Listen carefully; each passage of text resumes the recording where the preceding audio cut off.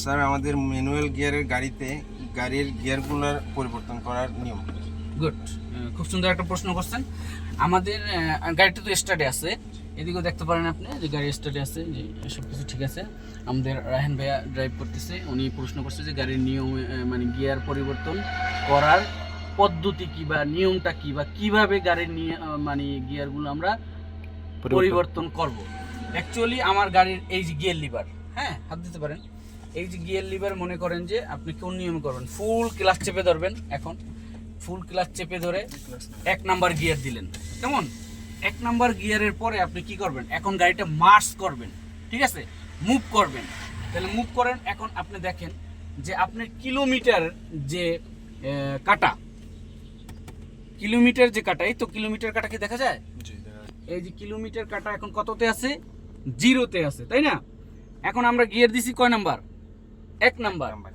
এখন আমরা যে মার্চ করব, গাড়িটা যখন রান করব, তখন একটু টান দিলেই আমাদের কি হবে, 0 থেকে 5 বা 10, এখানে আছে 20 দেওয়া, 0 এবং 20, মানে 0 থেকে 20 পর্যন্ত যে মাঝামাঝি হয় কত, 10।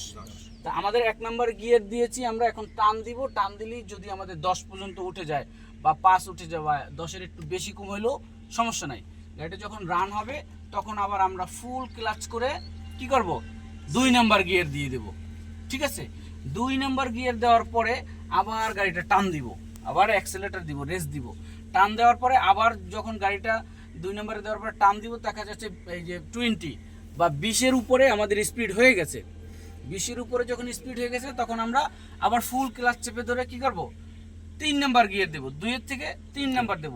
তা আপনার 3 যখন দিব তখন মনে করেন 30-এর উপরে হয়ে গেছে, হ্যাঁ, 30-এর উপরে হয়ে গেলে আবার আমরা কি করব, 4 নাম্বার দিব।